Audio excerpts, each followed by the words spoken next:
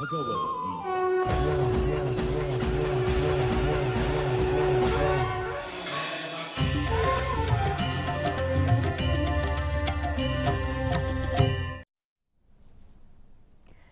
ధర్మ ప్రేక్షకులకు నమస్కారం. గీతానిధి కార్యక్రమానికి స్వాగతం. భగవద్గీత మనకు ఏ ఉపదేశాన్ని ఇస్తుంది? భగవద్గీతలో శ్రీకృష్ణ తత్వం నుంచి మనమే నేర్చుకోవాలి.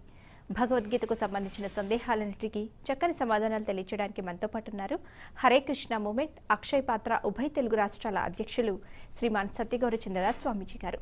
గురుగారిని అడిగి మరికొన్ని విషయాలు తెలుసుకుందాం భగవద్గీత గురించి. అలాగే భగవద్గీతకు సంబంధించి మీకు ఎలాంటి సందేహాలున్నా స్క్రీన్ మీద కనిపిస్తున్న నెంబర్కి కాల్ చేయొచ్చు. మీరు కూడా గురుగారితో మాట్లాడచ్చు. ప్రభు నమస్కారం అండి. నమస్కారం. హరే కృష్ణ. ప్రభు, ఇప్పుడు భగవంతుడిని భక్తులు అనేక రకమైన కోరికలు కోరుతూ ఉంటారు. అవి తీరినాక కూడా మళ్ళీ కొత్త కోరికలు అనేవి పుట్టుకొస్తూనే ఉంటాయి. మరి భగవంతుడిని అసలు భక్తులు ఎలాంటి కోరికలు కోరాలి స్వామీజీ? ఒకసారి ఒక వృద్ధురాలు అంటే అడవిలో వెళ్తూ ఉందన్నమాట. ఆ అడవి పక్కన ఉండే గ్రామంలో నివసించేదన్నమాట ఆవిడ. సో తల మీద ఒక పెద్ద బుట్ట పెట్టుకుని ఆ బుట్టలో అన్ని కట్టెలన్నీ పోగేసుకుని అడవి నుండి పోగేసుకుని అలా మోసుకుంటూ వెళ్తూ ఉందన్నమాట. ఒంటరిగా అడవిలో వెళ్తూ ఉంది. ఆల్రెడీ వృద్ధురాలు అన్నమాట. సో చాలా కష్టంగా మోసుకుని వెళ్తున్నప్పుడు ఆ సడన్గా ఏమైందంటే దేన్నో తట్టుకొని కిందన ఒకసారి పెద్ద లోడ్ పెట్టుకుంటే అప్పుడప్పుడు కానీ క్లోజ్గా చూడలేం కిందన. సో అట్లా తట్టుకుని పడిపోయింది అన్నమాట. ఆ బుట్ట పడిపోయింది, ఆమె పడిపోయింది.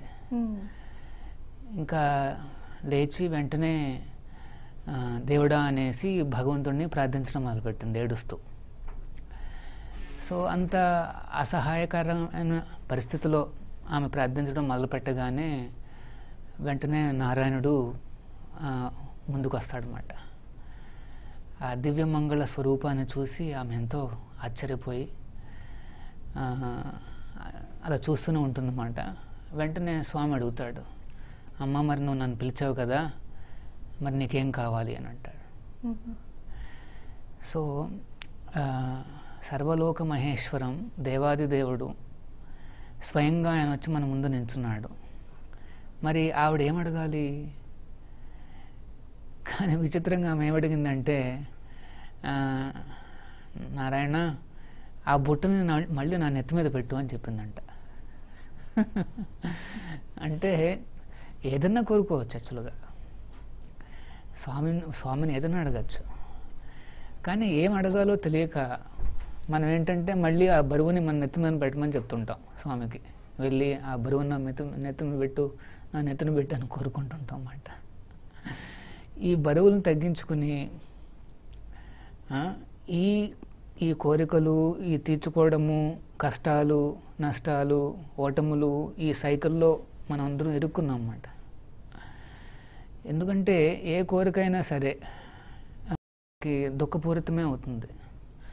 ఇనీషియల్గా కాస్త ఎగ్జైట్మెంట్ ఉంటుంది, ఆదిలో అమృతంలో కనిపిస్తుంది, చివరిలో విషంలో తయారవుతుంది అన్నమాట.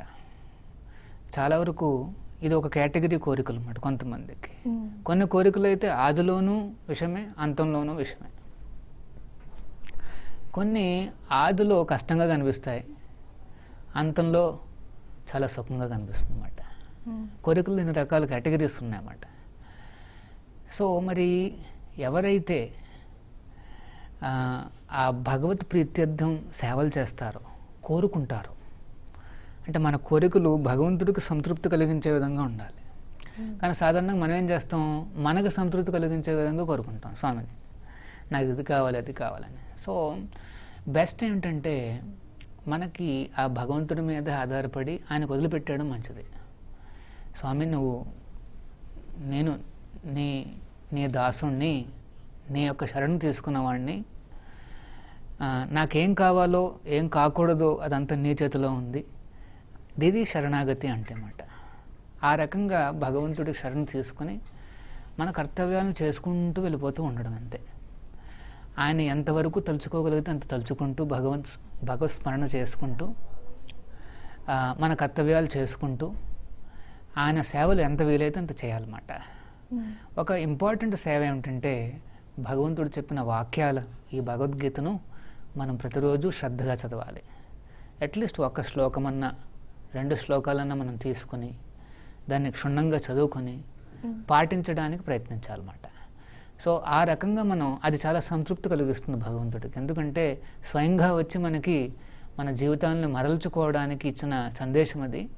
మనం దాన్ని ఉపయోగించుకోగలిగితే స్వామి చాలా ఆనందపడతాడనమాట. సో మనం దేవస్థానానికి వెళ్ళినప్పుడు కూడా ఆ భగవంతుడిని డైరెక్ట్గా చూస్తున్నాం. ఆ విగ్రహ రూపంలో అర్చావతారంలో ఉన్న స్వామి, సాక్షాత్తు సచ్చిదానంద విగ్రహం, ఆయన చూస్తున్నాం, ఆయన దగ్గరికి వెళ్తున్నాం, కోరికలు కోరుకుంటున్నాం. కానీ మళ్ళీ మళ్ళీ ఆ కోరికల వల్ల ఇంకొక 2-3 కోరికలు వస్తాయి. అట్లా ఒక వలలో చిక్కుకున్నాం అన్నమాట. సో బెస్ట్ ఏంటంటే మనం ఆయన చేతులకి, ఆయన పాదాల దగ్గర మన జీవితాన్ని పెట్టి ఆయన నడిపిస్తున్న మార్గంలో నడుచుకుంటూ, అంటే భగవద్గీత ప్రకారం నడుచుకుంటూ మన కర్తవ్యాలు చేసుకుంటే చాలా సాటిస్ఫాక్షన్, సుఖము, సంతోషము అన్నీ ఆటోమేటిక్గా వస్తాయి. ప్రభు, మొదటి కాలర్ కూడా లైన్లో ఉన్నారండి. హలో, నమస్తే అండి. మీ పేరు, ఎక్కడి నుంచి కాల్ చేస్తున్నారండి? నా పేరు చల్లా వెంకటేశ్వరరావు. మీ సందేహం ఏంటో? అలాగేనండి, మీ సందేహం ఏంటో గురుగారికి తెలియజేయండి. నా పేరు చల్లా వెంకటేశ్వరరావు అండి. చెప్పండి. గురువుగారి పాదాబంధనాలు సార్. నమస్కారం, చెప్పండి. పురుషోత్తం ప్రాప్తి యోగంలో 8వ శ్లోకంలో అర్థం మనిషి పోయేటప్పుడు మనస్సు ఇంద్రియాలని తీసుకుపోతాడు అని అన్నారండి. ఆ శ్లోకం చెప్పండి. హలో, 8వ శ్లోకం అండి. శరీరం యదవాప్నోతి యజ్జాపృత్యామతీశ్వరః గృహీతైతాని సంయాతి వాయుర్గంధ నివాసయాత్. సో ఇక్కడ అంటే మనిషి ఎప్పుడు మంచివాడిగానే పుడతాడా? మంచివాడు పని సరిపోయాడు అనుకోండి, ఈ మనసు ఈ ఇంద్రియాలే వెళ్తే ఎప్పుడు మనిషి మంచివాడిగానే ఉంటాడా? అదే నా సందేహం. ఓకే. సో ఇది మనం మొట్టమొదటి పాయింట్ మనం గమనించాల్సింది ఏంటంటే, మనం అందరం కూడా ఆత్మస్వరూపులము. ఈ శరీరంలో మనం ఈ ప్రపంచం యొక్క ఎక్స్పీరియన్సెస్ను మనం అనుభవిస్తున్నమాట. ఆత్మ ఈ ప్రపంచానికి వచ్చి ఈ శరీరాన్ని దాల్చి ఒక ప్రయాణికుల్లాగా ఇక్కడ మనం అనుభవాలను పొందుతున్నమాట. ఆ ప్రయాణంలో భాగంగా మనం ఏదో కులము, మతము, జాతులు ఇట్లాంటివన్నీ మనం సృష్టించుకుని సతమతమవుతున్నాం. ఇప్పుడు రైల్లో ప్రయాణిస్తున్నాం అనుకోండి, మనతో పాటు కంపార్ట్మెంట్లు ఎదురుగుండా కూర్చున్న వాళ్ళతో కాస్త పరిచయాలు పెరుగుతాయి, కొద్ది క్లోజ్ అయిపోతాం. కానీ అందరికీ తెలుసు ఒక రోజున మనం ట్రైన్ దిగాల్సిందే అనేసి. ఇంకొక గంటో లేదా 2 గంటలో, 2 రోజులో, 3 రోజులు మనం దిగాల్సిందే ట్రైన్, వాళ్ళందరినీ వదిలిపెట్టేయాల్సిందే. అదేవిధంగా జీవి కూడా ఈ శరీరంలోకి వచ్చి ఇక్కడ నేను ఒక ప్రాంతం వాడిని, ఒక కులం వాడిని, ఒక దేశం వాడిని, ఒక ఫ్యామిలీ వాడిని అని మనం అటాచ్మెంట్ పెంచుకుంటాం. కానీ ఒక రోజున ఇది వదిలిపెట్టి వెళ్ళాల్సిందే, అందరికీ తెలుసు. ఈ ప్రయాణం ముగిసిపోతుంది, మళ్ళీ మనం నెక్స్ట్ జీవితంలో ఇంకొక శరీరాన్ని తీసుకుని మళ్ళీ మన ప్రయాణాన్ని కంటిన్యూ చేయాల్సి వస్తుందన్నమాట. ఎందుకంటే ఆత్మకు చావు లేదు కాబట్టి అది ప్రయాణిస్తూనే ఉంటుంది. మరి ఈ ప్రయాణానికి అంతం ఎక్కడ? ఎప్పుడైతే ఆత్మ తిరిగి తన స్వధామానికి వెళ్ళిపోతుందో, ఏ ఇంటి నుండి వచ్చిందో ఇక్కడికి ప్రయాణానికి, ఈ లోకానికి, మరి మన ఒరిజినల్ లోకానికి వెళ్ళిపోవాలన్నమాట. భగవంతుడు ఉండే ఆ వైకుంఠ ధామానికి మనం చేరిపోతే అది ఈ ప్రయాణానికి నిజమైన గమ్యస్థానం అన్నమాట. సో మరి ఇక్కడ ఈ ప్రయాణాలు చేస్తున్నప్పుడు మనం ఈ శరీరాన్ని దాల్చాం కాబట్టి ఈ శరీరంలో ఉన్న ఇంద్రియాలు లేకపోతే ఈ శరీరము ఇవన్నీ కూడా నిజమైనవి కావు. ఇది జస్ట్ మెషిన్ మాత్రమే, ఒక రోబోలో కూర్చున్నట్టుగా ఉంది మన పరిస్థితి. మన నిజమైన ఇంద్రియాలన్నీ కూడా మన స్వధామంలో ఉంటాయి, అక్కడ నిజమైన పర్సనాలిటీ ఉంటుందన్నమాట. ఇక్కడంతా ఫాల్స్, అంతా షాడో అన్నమాట, ఒక మాయా శరీరం ఇదంతా కూడా. సో మరి ఈ ఇంద్రియాలను, ఈ శరీరాన్ని మనం వాడుకుని ఎంత సుఖాన్ని పొందాలని ప్రయత్నించినా సరే ఏదో లోటు కనిపిస్తూనే ఉంటుంది. అందుకనే భగవద్గీతలో రిపీటెడ్గా చెప్పబడింది ఏంటంటే మన ఈ ఇంద్రియాలను ఈ శరీరాన్ని కూడా భగవంతుడికి ఆనందాన్ని కలిగించే విధంగా ఉపయోగించుకోవాలి. ఇది నిజమైన సన్యాసము అంటే. ఎవరైనా సన్యాసి కావచ్చు, మీరు యువకుడు అవ్వచ్చు, లేకపోతే గృహస్థులు అవ్వచ్చు, వృద్ధాపులు అవ్వచ్చు, ఎవరైనా కావచ్చు. కానీ ప్రతి ఒక్కరిలోనూ కూడా ఈ భావం ఉండాలి. ఏంటి, నాకు ఈ శరీరాన్ని ఇచ్చింది భగవంతుడు, సో మరి ఆయన సేవలో నేను దీన్ని ఉపయోగిస్తాను, అంతే. Very simple. ఇదే సన్యాసం అంటే. సో ఆ శ్లోకం ప్రకారము ఎవరైతే ఈ ఇంద్రియాలను ఈ శరీరాన్ని భగవత్ సేవలో ఉపయోగిస్తాడో క్రమక్రమంగా వాళ్ళలో మార్పులు వస్తాయన్నమాట. పుట్టుకతో సంబంధం లేదు. పుట్టుకతో వచ్చిన గుణాలు లక్షణాలు అన్నీ మార్చుకోవచ్చు. ఏ విధంగా? భగవత్ సేవలో మనం ఉపయోగిస్తేనే. లేకపోతే ఆ పుట్టుకతో వచ్చిన గుణాలు పోవు. అదంత తేలిక కాదన్నమాట.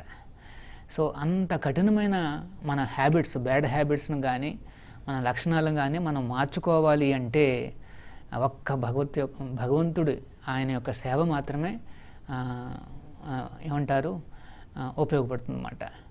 మరి ఆయన సేవలో ముఖ్యంగా ఈ భగవద్గీత చదవడం, అందులో చెప్పినట్టుగా సతతం కీర్తయంతో మాం, ఎల్లప్పుడూ భగవంతుని కీర్తించే విధంగా ఆడుతూ పాడుతూ మన కర్తవ్యాలు చేసుకోవచ్చు అన్నమాట. అంటే భగవంతుని కీర్తిస్తూ హరే కృష్ణ హరే కృష్ణ అనుకుంటూ మన పనులు చేసుకోవచ్చు. వీలైనప్పుడల్లా దేవస్థానానికి వెళ్ళాలి. తర్వాత మనకి ఈ భగవంతుడికి చెందిన కొన్ని వీడియోస్ అట్లాంటివి చూసుకోవాలి. ల్యాప్టాప్లో కానీ లేకపోతే మొబైల్స్లో కానీ ఆయన పిక్చర్లు పెట్టుకోవాలి. ఈ రకంగా ఆ ఆ కృష్ణ చైతన్యాన్ని పెంచుకోవాలి జీవితంలో. అప్పుడే మనం ఈ ఏమంటారు ఈ భౌతిక ఎక్స్పీరియన్సెస్ అన్నింటినీ వెనక్కి పెట్టేసి మన స్వధామానికి తిరిగి వెళ్ళొచ్చు అన్నమాట. ప్రభు మరో కాలర్ లైన్లో ఉన్నారండి. హలో. హలో, నమస్తే అండి. నమస్తే అండి. మీ పేరు ఎక్కడి నుంచి కాల్ చేస్తున్నారండి? నేను కాకినాడ నుంచి అండి. సుబ్బలక్ష్మి నా పేరు. ఓకేనమ్మా, మీ సందేహం ఏంటో తెలియచేయండి గురువు గారికి. పురుషోత్తమ ప్రాప్తి యోగం భోజనానికి ముందు చదవాలంటారు కదా, అది ఎందుకు?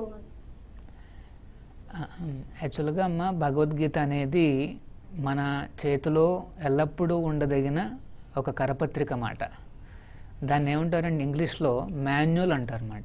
లైఫ్ మాన్యువల్ అంటే మన జీవితానికే దిశానిర్దేశాన్ని ఇచ్చే అద్భుతమైన పుస్తకం మాట అది. సో భగవంతుడిచ్చిన ఆ దిశానిర్దేశాలు, ఆదేశాలను కానీ మనం పాటించగలిగితే అప్పుడు నిజంగా జీవితంలో మనకు కావలసిన ఫలితాలు, మనకు కావాల్సిన సుఖ సంతోషాలు వస్తాయన్నమాట. మనకు ఎప్పుడూ కూడా జీవితంలో ఏమంటారు కష్టాలు కానీ లేకపోతే యాంగ్జైటీస్ని కానీ ఇట్లాంటివి మనకు నప్పవు.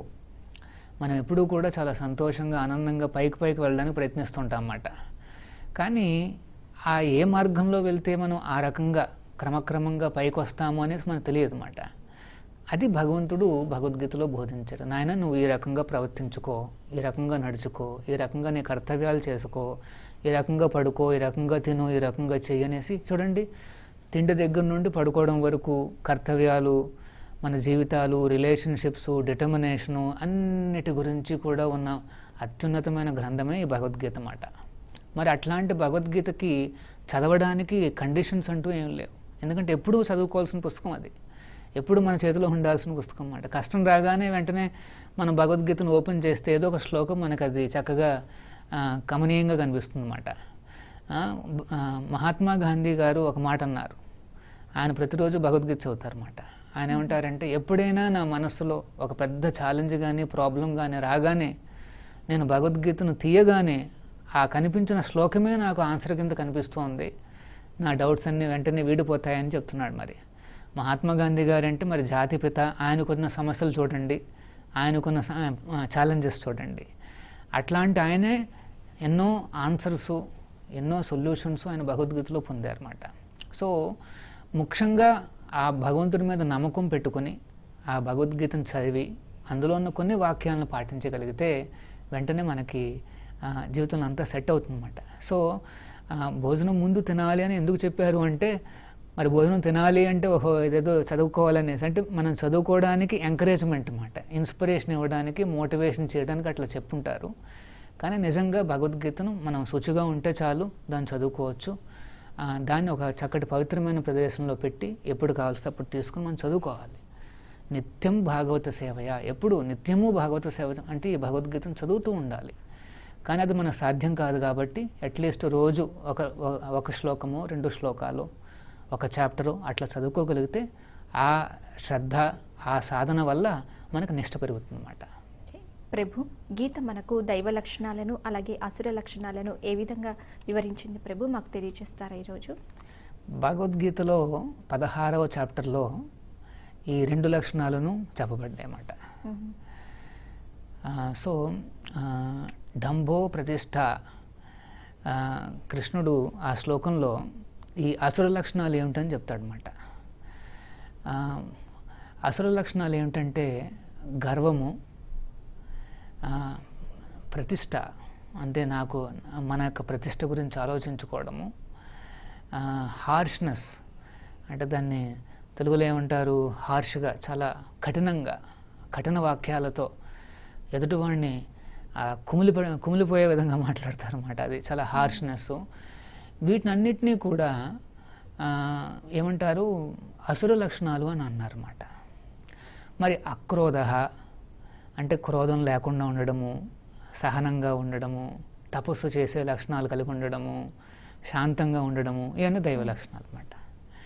మరి మనకందరికీ కూడా దైవ లక్షణాలు అంటే వెంటనే వినగానే నేను కూడా అట్లా ఉంటే బాగుంటుంది అనిపిస్తుంది. ఎందుకంటే ఆ లక్షణాలతో మనం ఎవరితోనన్నా చక్కగా ప్రవర్తించగలుగుతాం, అందరూ మన పట్ల ఆకర్షణలు అవుతారు, మనకు పనులు త్వరగా అవుతాయి, జీవితంలో సుఖ సంతోషంగా ఉండొచ్చు. మరి దైవ లక్షణాలు ఎట్లా వస్తాయి? దైవంతో సంబంధం లేకుండా దైవ లక్షణాలు సాధ్యం కాదు. చాలామంది రామరాజ్యం అని అడుగుతుంటారు, మాకు రామరాజ్యం కావాలనేసి. కానీ రాముడు మాత్రం వద్దంట.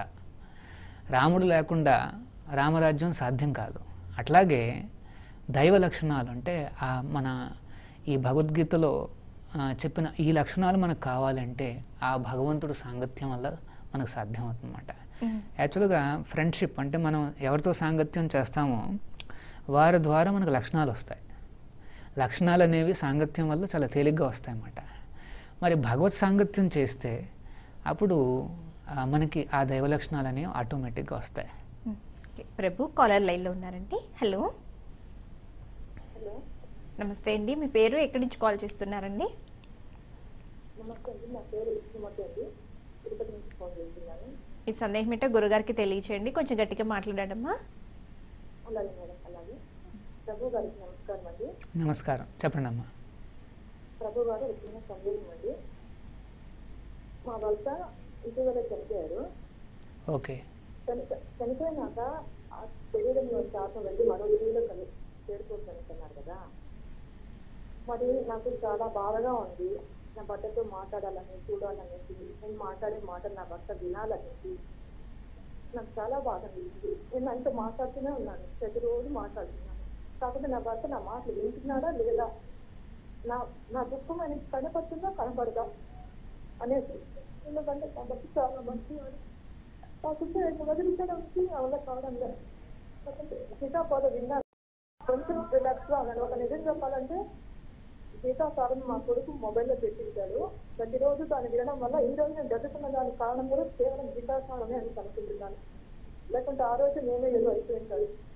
కాబట్టి నా బాధ నా భర్త చూస్తున్నాడా, వింటున్నాడా, నా మొర ఆలోచిస్తున్నాడా? నేనేమి కోరుకోవడం లేదు. కాకపోతే నాకేదో తోచిన మాట మాట్లాడుతున్నాను. వింటున్నాడా స్వామి? అయినా వింటాడా?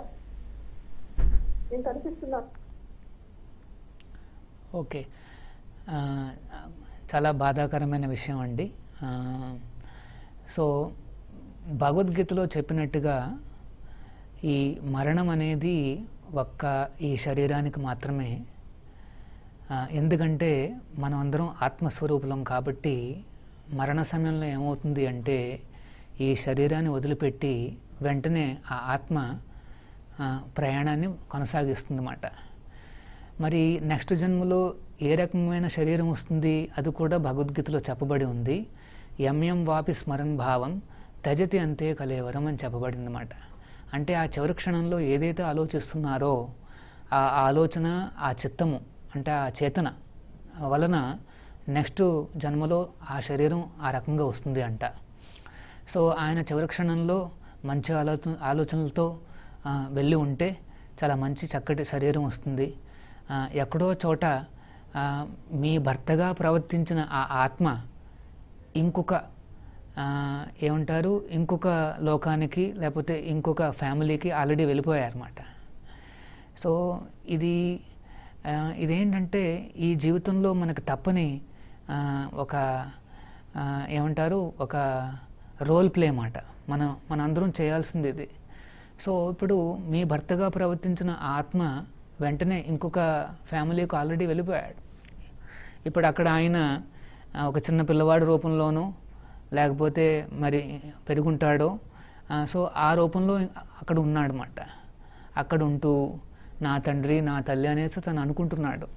ఇప్పుడు పరిస్థితి అట్లా ఉందన్నమాట. సో మీరు మరి ఆయన తలుచుకుంటున్నారు కాబట్టి ఏమవుతుందంటే ఎవరినైతే మనం తలుచుకుంటామో వాళ్ళ లక్షణాలు మనకు వస్తాయి. మనం ఎవరినైతే తలుచుకుంటూ ఉంటుంటామో వాళ్ళ లక్షణాలన్నీ మనకు వస్తాయి. సో అందుకనే కృష్ణుడు ఏం చెప్తాడు అంటే మన్మనాభం మద్భక్తో, నన్ను తలుచుకో అనేసి ఆయన చెప్తున్నాడు. సో కృష్ణుని తలుచుకుంటూ మీ యొక్క భర్త ఇప్పుడు ఎక్కడున్నా సరే ఆయనకు మంచి జరగాలని కోరుకుంటే అప్పుడు ఆయనకి ఆ భగవంతుడి కృప వలన ఎక్కడున్నా సరే మంచి జరుగుతుందన్నమాట. సో మీరు కృష్ణుడికి మొరపెట్టుకోండి, కృష్ణుడిని ప్రార్థించుకోండి, కృష్ణుడికి మీ యొక్క నివేదన తెలుపుకోండి. ఆటోమేటిక్గా మీ భర్త ఎక్కడున్నా సరే అంతా మంచి జరుగుతుంది. తర్వాత మీరు అన్నారే భగవద్గీత చదవడం వల్ల మీకు కాస్త ఆ ప్రశాంతత కాస్త ఊరట కలిగిందని చెప్పారు. అది నిజమండి. సో భగవద్గీతను ప్రతిరోజు చదవండి. అది శోకహరణం అన్నమాట. ఏ శోకాన్నైనా తీసే శక్తి ఆ భగవద్గీత శ్లోకాలలో ఉందన్నమాట. సో ప్రతిరోజు కూడా మీరు మీ పిల్లలు కొద్దిగా ఆ భగవద్గీతలో ఒక శ్లోకాన్ని కానీ 2 శ్లోకాన్ని కానీ చదువుతూ ఉంటే క్రమక్రమంగా మీకు కూడా అర్థమవుతుందన్నమాట నిజమేమిటి భ్రాంతి ఏమిటి అనేసి అర్థమయ్యి మీరు కూడా ఆ కృష్ణుడి యొక్క శరణాగతిని పెంచుకోగలుగుతారు. ప్రభు మరో కాలర్ లైన్లో ఉన్నారండి. హలో మేడం నమస్తే అండి. నమస్తే అండి. మాట్లాడాలండి. చెప్పండి అమ్మా, మీ సందేహం ఏంటో చెప్పండి గురువు గారికి. స్వామి గారు మీ పాదాలకి కోటి వందనములండి. హరే కృష్ణమ్మ చెప్పండి. హరే కృష్ణ సార్. నాకు స్వామీజీ నాకు భగవద్గీత అంటే నాకు చాలా ఇష్టం. అది ఎలాగా చదవాలో కూడా నాకు దాని సారాంశం తెలీదు. భగవద్గీత గంటలు గారి క్యాసెట్ పెట్టుకొని నేను దాన్ని అలాగా ప్రాక్టీస్ చేసుకున్నాను. ప్రాక్టీస్ అంటే అదే మామూలుగా ఆ ట్యూన్ ఎలా ఫాలో అయ్యాను. ఆ ఫస్ట్ నుండి చివరి వరకు కూడా నాకు ఆ పుస్తకంలో అంటే ఘంటసాల గారి క్యాసెట్ లో ఎలా ఉందో అంతవరకు నాకు బాగా వచ్చేసిందండి. చదవటం గానీ దాని గురించి ఎవరికైనా చదివి వినిపించడం గానీ నాకు తెలిసినంతలో కొద్దిగా అర్థం చెప్పడం గానీ నాకు బాగా వచ్చింది సార్. మరి మిగిలిన వాక్యాలు చదవాలంటే నాకు ఎలా చదవాలో నాకు తెలియట్లేదు. దయచేసి మీరు నాకు చెప్తారండి. ఓకే, మొట్టమొదటిసారిగా మీకు ఏమంటారు చాలా అదృష్టవంతులు మీరు. ఆ రకంగా భగవద్గీత పట్ల ఆకర్షణ పెంచుకోగలిగారు. చాలామంది ఏమనుకుంటారు అంటే ఈ ఘంటసాల గారు పాడిన భగవద్గీత అది ఇంట్లో ఏమన్నా జరుగుతూనే ఎవరైనా వెళ్ళిపోతేనే అది పాడుకోవాలి వినాలనేసి ఒక అపోహ ఉంది. మీరు అపోహను పట్టించుకోకుండా దాన్ని పక్కన పెట్టి చక్కగా దాన్ని వింటూ అందులో ఉన్న ట్యూన్స్ను వాటిని అన్నిటినీ అలవాటు చేసుకున్నారు. చాలా మంచిది. ఇది భగవద్గీత యథాతథము అన్న ఒక పుస్తకం ఉందండి. అందులో ప్రతి పదానికి అర్థము తాత్పర్యము వ్యాఖ్యానాలు రాసి ఉన్నాయన్నమాట. సో మీలో ఆ ఉత్సుకత ఉంది కాబట్టి భగవద్గీతను చదువుకోవాలి నేర్చుకోవాలి కొంతమందికి నేర్పాలి అన్న ఆ కోరిక ఉత్సుకత ఉంది కాబట్టి మీరు ఈ పుస్తకాన్ని ఈ భగవద్గీత యథాతథం అన్న పుస్తకాన్ని తీసుకుని అందులో క్షుణ్ణంగా మీరు చదువుకోవచ్చు అన్నమాట. చదువుకొని 10 మందికి మీరు ఆ వాక్యాలు చెప్పాలి. అది చాలా మంచిది. దగ్గరలో ఉన్న పిల్లలందరినీ కూర్చోబెట్టి ఆ భగవద్గీత శ్లోకాలను ఏ రకంగా పాడాలి అదే ఆ ఘంటసాల గారి ట్యూన్ ఉందన్నారో చూసారా, అదే ట్యూన్లో మీరు నేర్పించవచ్చు. చాలా బాగా వస్తాయన్నమాట. సో మీరు ఆ ఘంటసాల గారు పాడింది కొన్ని శ్లోకాలు మాత్రమే, కానీ మిగతా శ్లోకాలు కూడా అదే ట్యూన్లో మనం పాడుకోవచ్చు. సో మీకు ఏంటంటే ఆ పుస్తకాన్ని మీరు తీసుకుని ప్రతిరోజు ఒక 2-3 శ్లోకాలను ఆ రకంగా ప్రాక్టీస్ చేయండి. కానీ మీకు మీనింగ్ కూడా అర్థం కావాలి అంటే వ్యాఖ్యానాలు చదవాలి. చదివి ఒక 2-3 మీరు ఆ జ్ఞానాన్ని పంచగలిగితే మీ జీవితం ధన్యం అవుతుంది. ప్రభు మరో కాలర్ లైన్లో ఉన్నారండి. హలో నమస్తే అండి. Hello hello. ఓకే ప్రభు, కాల్ కట్ అయిందండి. అలాగే గురువు పట్ల శిష్యుడు ఏ విధంగా ప్రవర్తించాలి, అలాగే విద్యను ఎలా అభ్యసించాలి అని చెప్పేసి భగవద్గీతలో స్పష్టంగా తెలియచేయడం జరిగింది. మరి ఈ తరం యువతలకు అలాగే విద్యార్థులకు మీరు ఏ విధంగా చెప్తారు దాని గురించి? ప్రణిపాతేన పరిప్రశ్నేన సేవయ ఉపదేక్షంతే జ్ఞానం జ్ఞానినం తత్వదర్శినః. సో కృష్ణుడు ఈ భగవద్గీతలో ఒక చాలా ఇంపార్టెంట్ ప్రిన్సిపల్ చెప్పారన్నమాట. ఏమని? మనం ఈ జ్ఞానాన్ని కానీ అర్థం చేసుకోవాలి అంటే ఒక ఆచార్యుల్ని మనం ఆశ్రయం తీసుకోవాలన్నమాట. ఆదౌ గురువాశ్రయం అని చెప్పింది నెక్టర్ ఆఫ్ డివోషన్లో. అంటే మొట్టమొదటిసారిగా మనం ఇది నేర్చుకోవాలంటే, ఇంటి ఆధ్యాత్మిక జ్ఞానం కానీ భగవద్గీతను కానీ మనం నేర్చుకోవాలి అంటే సంప్రదాయంలో వస్తున్న ఆచార్యుల్ని మనం వారి యొక్క ఆశ్రయాన్ని తీసుకోవాలన్నమాట. సంప్రదాయ విహీనయే మంత్రస్ నిష్ఫలమతః. ఒకవేళ మనం ఏ మంత్రం తీసుకున్నా సరే ఆ మంత్రం సంప్రదాయంలో వస్తున్న ఆచార్యులు ఇవ్వకపోయి ఉండుంటే దాని ఫలితం ఏమి ఉండదు. ఒకసారి నేను ఒక ఆవిడని కలిశాను. ఆవిడ 18 ఏళ్ల పాటు ఏదో ఒక మంత్రం చెప్తోందంట. ఏమీ నాలో మార్పులు రాలేదండి, మనసులో ఒక్క చిన్న మార్పు కూడా లేదండి అని చెప్తోందన్నమాట. కానీ తీరా ఆరా తీస్తే వారి గురువుకి ఒక సంప్రదాయం అంటూ ఏం లేదు. మరి సంప్రదాయం అంటే అర్థం ఏంటంటే మనం ఎంచుకున్న ఆచార్యులకి ఇంకొక ఆచార్యులు ఉండాలి, ఆయనకు గురువు ఉండాలి, ఆయనకి ఇంకొక గురువు ఉండాలి. అలా ఈ గురు శిష్య పరంపర అనేది సాక్షాత్తు భగవంతుడి నుండే ప్రారంభమై ఉండాలి. అది నిజమైన సంప్రదాయం అంటే. సో ఆ కృష్ణుడి నుండి, ఆ నారాయణ నుండి ప్రారంభమైన ఆ సంప్రదాయంలో వస్తున్న ఆచార్యుల్ని మనం ఆశ్రయం తీసుకోగలిగితే అప్పుడు ఈ ఆధ్యాత్మిక జ్ఞానం అనేది చాలా సులభంగా మనకి అలవాటు పడుతుందన్నమాట. దానికి ఏం చేయాలి? ప్రణిపాతేన మొట్టమొదటి స్టెప్ ఏంటంటే ఆ గురువు యొక్క శరణు తీసుకోవాలన్నమాట మనం. అంటే గురువు వాక్యం ఏమొస్తే చాలు అది మన జీవిత లక్ష్యం కింద తీసుకొని పాటించాలి. అట్లాంటి వాల్యూ లేకపోతే ఆచార్యుల దగ్గరికి కానీ గురువుల దగ్గరికి కానీ వెళ్ళడం వృధా. వారు చెప్పిన వాక్యాలను మనం జీవిత లక్ష్యంగా తీసుకుని పాటించాలి. ప్రణిపాతేన పరిప్రశ్నేన. ఆ పాటించడంలో ఎక్కడైనా కాస్త డౌట్స్ వస్తే, ఏమైనా అనుమానాలు వస్తే మనం ప్రశ్నలు వేయచ్చు. కానీ ప్రశ్న ఏ రకంగా వేయాలి? నమ్రతగా, ఛాలెంజింగ్గా కాదు. అంటే చెప్పే వాక్యాల్ని మనం విని అర్థం చేసుకోవడానికి మనం అడగాలన్నమాట ప్రశ్నలు. ఛాలెంజ్ చేయడానికి దేవుడు ఉన్నాడా లేడా, నేను నమ్మను, ఇది అదంటే ఆ రకంగా మాట్లాడితే నీకు ఈ ఆధ్యాత్మిక జ్ఞానం అనేది అర్థం కాదు. సో పరిప్రశ్నేన సేవయా. తర్వాత గురువుకి ఆచార్యులకి సేవలు కూడా చేయాలన్నమాట. ఆయన చెప్పిన వాక్యాలను పాటించాలన్నమాట. సో ఈ మూడింటిని మనం ఎవరికైతే చేస్తామో ఆచార్యులకి, అప్పుడు వెంటనే మనకు భగవద్గీతలో వృద్ధి అనేది కనిపిస్తుంది. ఓకే ప్రభు, భగవద్గీత యథాతథం రచించినటువంటి శ్రీల ప్రభుపాదుల వారు అనేక పాశ్చాత్య దేశాల్లో పర్యటించి భగవద్గీత యొక్క గొప్పతనాన్ని ప్రపంచ దేశాలలో చాటి చెప్పడం జరిగింది.